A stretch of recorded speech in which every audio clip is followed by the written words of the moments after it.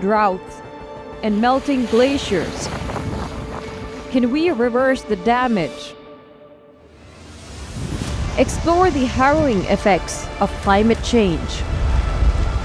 It's a wake-up call. Global emergency. Climate Tracker on WION World is One.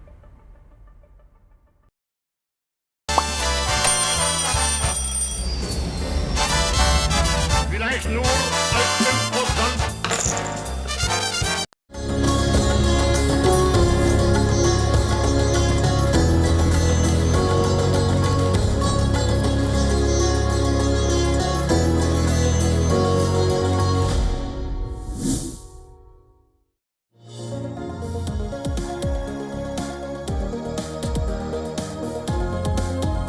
Hello and welcome. You're watching Race to Power. My name is Mohammed Saleh. And on the show today, after having unleashed nothing but barbs and insults at Zohran Mamdani, the American President Donald Trump will be meeting Zohran Mamdani at the White House, about which this is what the President said. The communist mayor requested the meeting, which will take place at the Oval Office.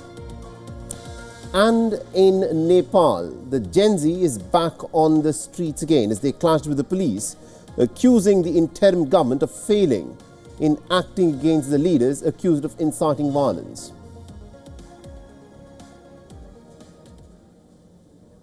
But let's of course start with this big story from the United States of America, where the American President Donald Trump has set the ball rolling for the full release of the Epstein files. Now, in a post on Truth Social, Donald Trump wrote that he had signed the bill into a law. And this comes just a day after the US Congress had passed the Epstein Files Transparency Act, which compels the Department of Justice to release all federal files about the disgraced financier and the convicted sex offender and someone who is accused of trafficking underage girls to be sexually abused by some very high-profile politicians in America. At a news conference in Washington, D.C., Attorney General Pam Bondi confirmed that the Justice Department will release its Epstein-related material within 30 days. However, when specifically asked on whether the department will release all the files within the next 30 days, Pam Bondi refused to give a clear answer to this. Instead, she said that the Department of Justice will follow the law with maximum transparency. Listen in. What are you doing here over the next 30 days as we understand it? We will continue to follow the law with maximum transparency while protecting victims. When you say follow the law, Madam Attorney General, do you mean that you will provide all the files by 30 days? We will follow the law. The law passed both chambers last evening. It has not yet been signed, but we will continue to follow the law, again, while protecting victims, but also providing maximum transparency. All right, so that is the statement by Pam Bondi, which of course has come with its clear caveat. The Bondi's refusal to commit to releasing all files is not without reason. Experts warn that the Trump administration could still lean on the redactions, procedural delays or lingering federal investigations to keep some pretty explosive details out of the public eye. Now, there is a clause in the bill that's been passed by the Congress. If the Department of Justice is investigating something related to Jeffrey Epstein, then they can block the release of everything that is deemed as evidence in an ongoing probe. And this gives the Attorney General Pam Bondi the ability to redact or to withhold certain files. Just last week, Trump had asked the Justice Department to investigate Epstein's alleged links to the Democrats and major banks. Subpoenas had been issued to Deutsche Bank and JP Morgan Chase for Epstein's financial records, and experts believe that the ongoing probe could be a big smokescreen to withhold some sensitive and explosive material.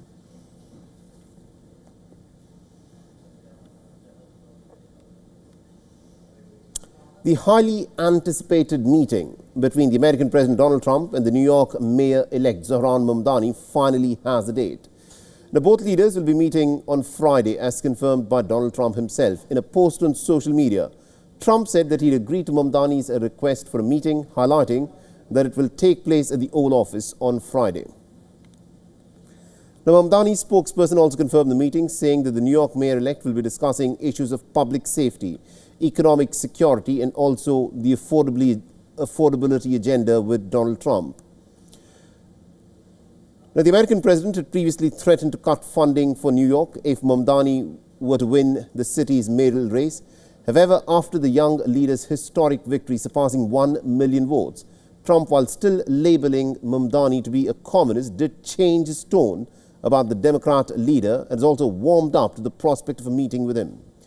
And moments after the NYC mayoral results were announced on the 5th of November, Trump had declared that America has lost a bit of sovereignty with Mamdani's victory. Mamdani, who calls himself a socialist Democrat, has also repeatedly attacked Trump during his election campaign and even took a dig at the president in his victory speech. Now, Zohran Mamdani defeated the Republican candidate Curtis Sliver and the former New York Governor Andrew Cuomo, who was backed, interestingly, by Donald Trump himself. The mayor-elect will take charge just after midnight on the 1st of January next year, as is required by city law. All right, and our correspondent Susan Tehrani, of course, is tracking all the developments for us and is joining us live from New York. Susan, this is going to be an interesting meeting, considering the fact that Donald Trump has had nothing but insults and barbs that he's in fact thrown at Zohran Mamdani. And even in that message that he put out on social media, he said, communist mayor of New York asked for a meeting. The meeting will happen at the Oval Office. What are we expecting when these two gentlemen meet? Has Donald Trump in some ways toned down from the excessive rhetoric that we've been hearing from him about Zohran Mamdani? Yeah, President Trump also said that he wants New York to succeed. After all, he's from New York and he's lived here. And Zohran Mamdani didn't have very kind words for Donald Trump during his campaign, and notably that victory speech, as you mentioned. So indeed, as you said, it's going to be a very interesting meeting to watch. On the one hand, Mamdani is very critical of Trump's immigration policies, but on the other hand, there may be a silver lining, because the issue of affordability that Mamdani really wholeheartedly ran on is also something the Trump administration is grappling with, and they want to get back on track. Affordability is not only important for people in New York, but across the country, and the federal government really is hyper-focused on that, especially with the midterms coming up. So in that case, they can probably work something out when it comes to affordability, at least have a conversation about it. And then state federal funding. After all, New York needs federal funding. It's always gotten federal funding, and it's going to continue to need that for it to thrive and to continue doing business. So we'll wait and see. But nonetheless, Mamdani said he also wanted to talk to President Trump about immigration issues. I think that'll be very interesting, with the backing of the more moderate current governor, Kathy Hochul, and also Mamdani tapping the current police commissioner, Jessica Tisch, who's very pro-law enforcement. It appears that not only Trump is sort of coming to the center, but Mamdani on these issues is coming to the center. And this was also something that I think caught the eye of many of the people that voted for him, but many who were concerned about him. So right. I think this will probably be good for both sides, perhaps better for Mamdani, who was perceived to be so left-leaning. It'll be interesting to see him go to the White House. It'll ease some nerves. At this moment, you're tracking the details. Do we know this meeting that will happen at the Oval Office, is it going to happen in front of the cameras, or is this going to be some kind of a private meeting? We're trying to figure out, first of all, what's on the agenda and how this meeting is going to take place and when. But once we have it, we'll hand it over to you. It's hard to imagine that their first meeting is going to be in front of the cameras. But it's not hard to imagine that they'll both come out of that meeting and possibly say it was a, quote, productive conversation. But we'll get more details. Indeed. It'll be an interesting sort of meeting that'll happen. Thank you very much indeed, Susan Tehrani, for joining us with all those updates there. All right, let's now shift our attention to Britain, where the tussle between the British Prime Minister Keir Starmer and the Reform UK leader Nigel Farage has escalated, with racism allegations at the centre of this tussle during a parliamentary session on Wednesday. Keir Starmer challenged the Reform UK leader and asked if he would respond to racist accusations made by a British daily. Mr. Speaker, he talks about dog whistle. Last week, his leader said he didn't have time to condemn the racist comments of his fellow MP for Runcorn. He also said he didn't have time to condemn his party calling children in care evil. He didn't have time. I wonder if you can ask his leader next door to him whether he's got time for his explanation for the stories in today's papers. And the Rav reached the Parliament after a report by The Guardian claimed that Nigel Farage had made racist and anti-Semitic comments during his school days. Now, the allegations have surfaced as part of a long report which cites accounts from several contemporaries of the far-right leader. The Reform UK party has denied all of these allegations and has said that there is no corroborating evidence that's been presented in the report. Now, Nigel Farage individually has not responded to these allegations.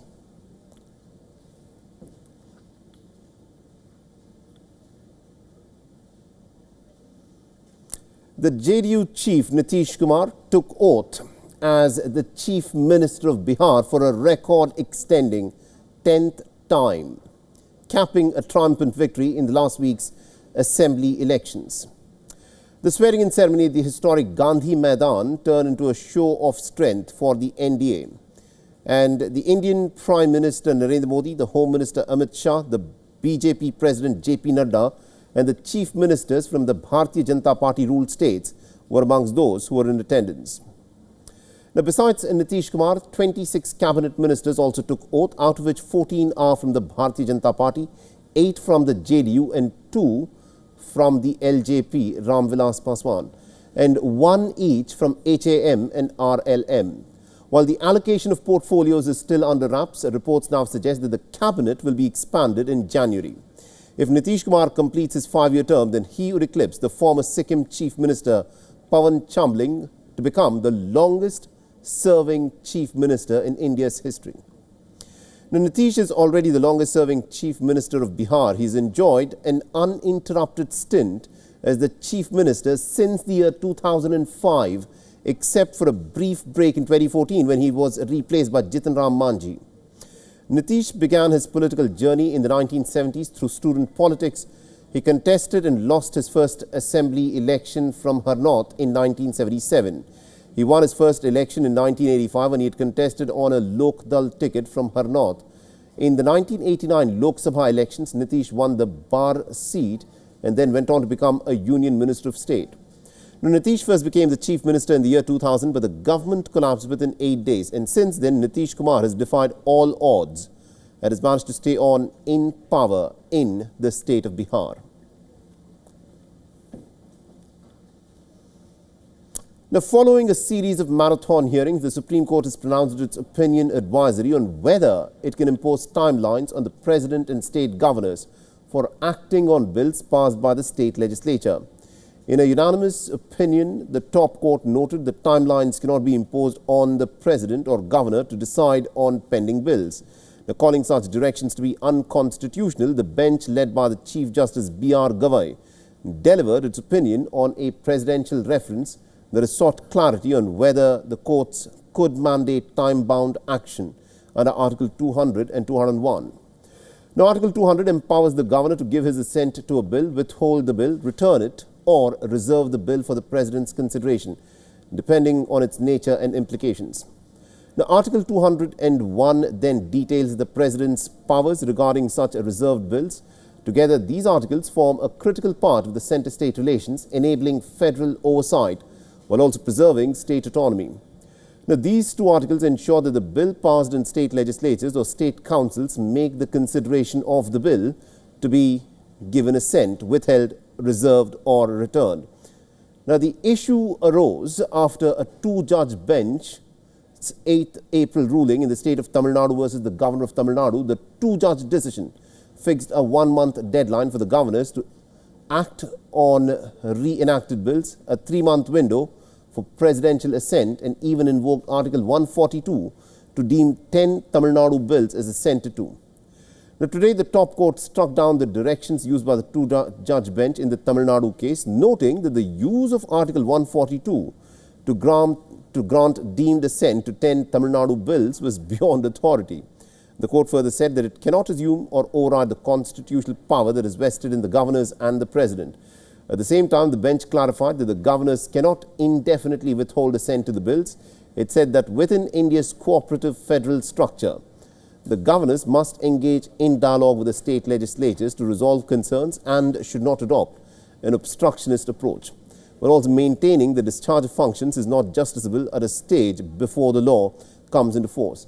The bench further said that it can, in limited circumstances, take up for scrutiny prolonged inaction on the governor's part to frustrate objectives of a bill and to determine whether the delay was deliberate.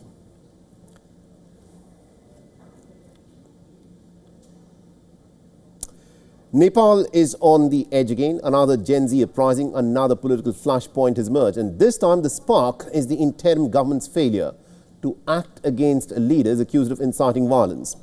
Now, for the second straight day, tensions gripped the Bara district bordering India. And Gen Z protesters returned to the streets of Samara, clashing with the police from early morning. And the protesters say that the government failed to act against CPN-UML leaders who visited the district last evening for a public event. The protesters allege that these leaders have been involved in disturbing the peaceful environment. In response, the police in fact fired tear gas near the Samara airport. The protesters say that the police ignored their complaint and then shielded those involved in Wednesday's violence. The Gen Z leader Sudan Gurung has warned of nationwide protests and no elections unless action is taken over the last September's crackdown that killed 76 young Nepalese.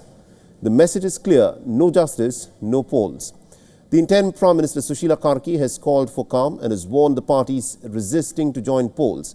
In a statement, she said that any party that is refusing to register or boycotting the elections will be seen as choosing disorder over democracy. But the big question is, can Nepal even hold elections on the 5th of March 2026 in this atmosphere? While the interim Prime Minister Karki has told security agencies to maintain peace with restraint and to ensure a fear-free space for all political actors. The ground reality, of course, tells a very different story. Nepal seems to be drifting again into some uncertainty. Major parties are reluctant to commit to elections, citing security concerns, and are demanding for the reinstatement of the parliament. And the Gen Z movement is fueling a louder demand. It's time for the old guard to go. And inside the big parties, pressure is building for the exit of Sher Bahadur Dyoba, KP Sharma Oli and Pushpa Kamal Dahal Prachanda. The leaders have been blamed for economic stagnation, unemployment and rampant corruption.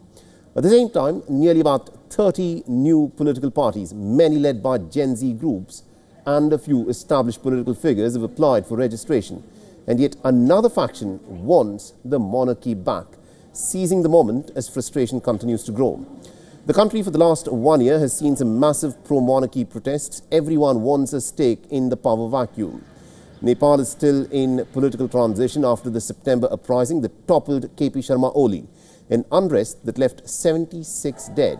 And now the country stands at a crossroads once again. And Nepal's political landscape is volatile, scarred by deep public distrust in the established parties.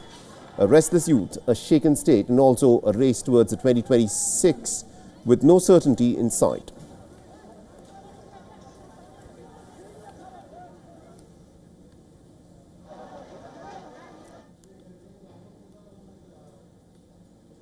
And our correspondent, Saloni Murarka, has been tracking all the developments, has sent us this report from Kathmandu in Nepal. A large Let's listen. The new voters are the young Nepalese who will be voting for the very first time in March.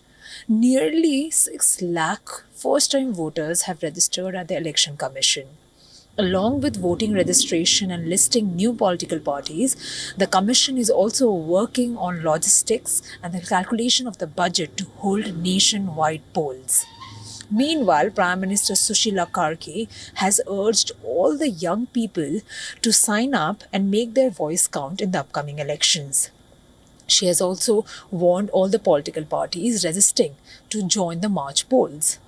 She has urged all the traditional political parties to register at the Election Commission and to also take part in the March polls, even as some of the traditional parties demand the parliament to be reinstated. The Gen Z uprising in September 8th and 9th toppled the KP Sharma Oli government and paved the way for the new interim government, headed by the former Chief Justice Sushila Karki, who assumed the office on September 12th. Saloni Murarkov for WION World is One in Kathmandu, Nepal. And in Denmark, Prime Minister Mette Frederiksen's Social Democrats have suffered a stinging blow. The party has lost its over 100-year control over capital Copenhagen.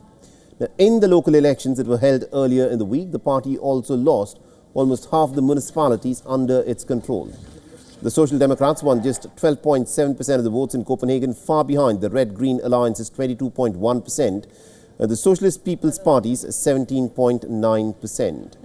The Social Democrats have controlled Copenhagen for more than a century and held the position of mayor since it was created in 1938.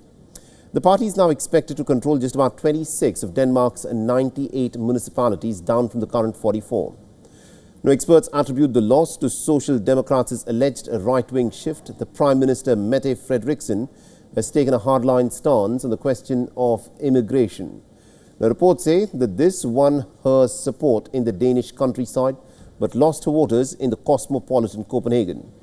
The local elections are a significant blow to the Danish Prime Minister, and this is the second time since 2022 that legislative elections that her party has lost ground in an election. In 2024 European elections, the Social Democrats came in second behind the Socialist People's Party. There was also an added layer of chaos in the run-up to these elections. Denmark saw an uptick in cyber attacks during the last week of the campaigning. Distributed denial of service, or the DDoS attacks, targeted government, municipality and political party websites all week long. The DDoS attacks overload website servers with excess traffic, rendering them inoperable. And the attacks were claimed by a pro-Russia hacker group.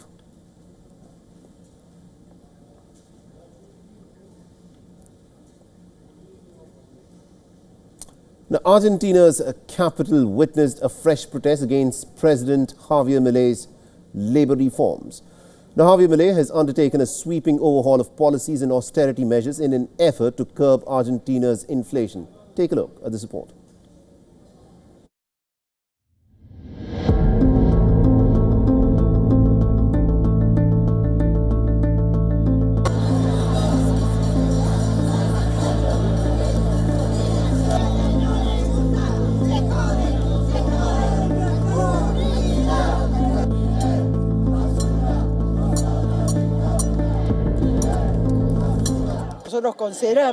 We believe it is essential to confront the Trump government that is now ruling Argentina. We retirees demand a national strike and a general strike from the CGT and the CTA, because only through a united struggle, workers, unemployed, retirees, will we be able to demolish this policy of surrender, which we consider the worst in Argentina's history. Demoler esta política de entrega.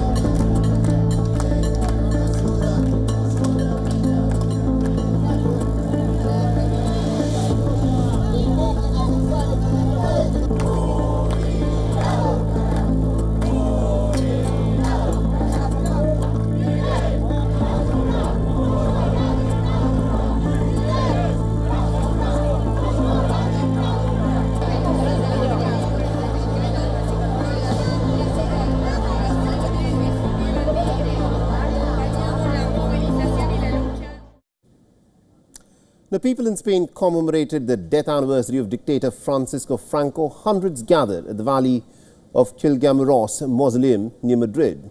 We'll leave you with these images. Thanks for watching.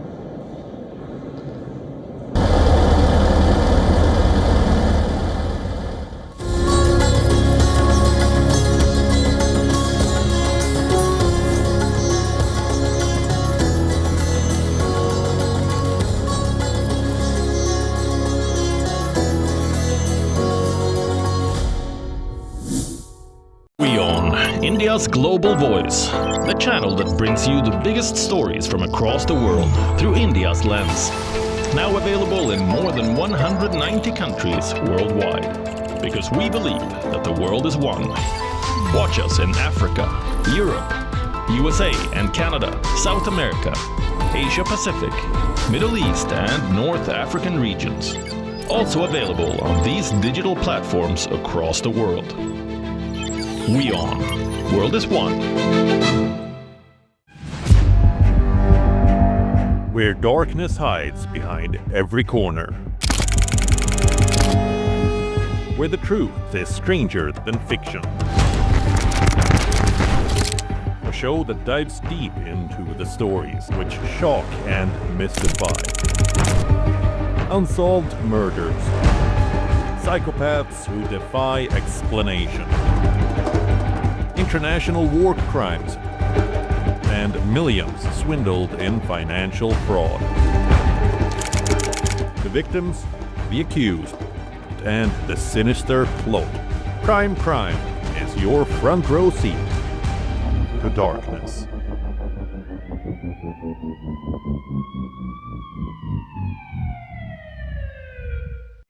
The stress of our world can take a toll on our physical and emotional health. Here, in New York's Catskill Mountains, lies a luxurious place of healing called WION Wellness Center. The WION Wellness Center provides 500,000 square feet of natural methods to manage diabetes, hypertension, chronic pain, obesity, depression, anxiety, and other conditions. We use the traditions of centuries-old natural science from India, yoga, Ayurveda, acupuncture, and naturopathy in personalized programs that help you take charge of your own health. A minimum 5-day stay is recommended for best results. Book now at yo1.com. Rashtriya Swayamsevak Sangh. To some, it's an extreme ideology. To others, it's the very soul of India. To some, it's rebellion. To others, it's a principle of nation building.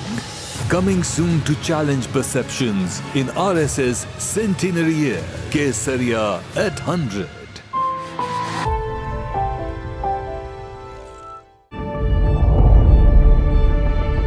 The Earth is sending distress signals. Wildfires, droughts, and melting glaciers. Can we reverse the damage? Explore the harrowing effects of climate change. It's a wake-up call. Global emergency. Climate Tracker on WION World is One. From the bustling trading floors of Wall Street to the vibrant exchanges of Asian stock markets, WION breaks it down for you to make sense of what's happening. As we reveal the key factors behind events, strategic battles, and the game-changing business decisions that shape the world. We bring you all of this and more on World Business Watch. Rashtriya Swayamsevak Sangh. To some, it's an extreme ideology. To others, it's the very soul of India. To some, it's rebellion. To others, it's a principle of nation building. Coming soon to challenge perceptions in RSS centenary year, Kesariya at 100.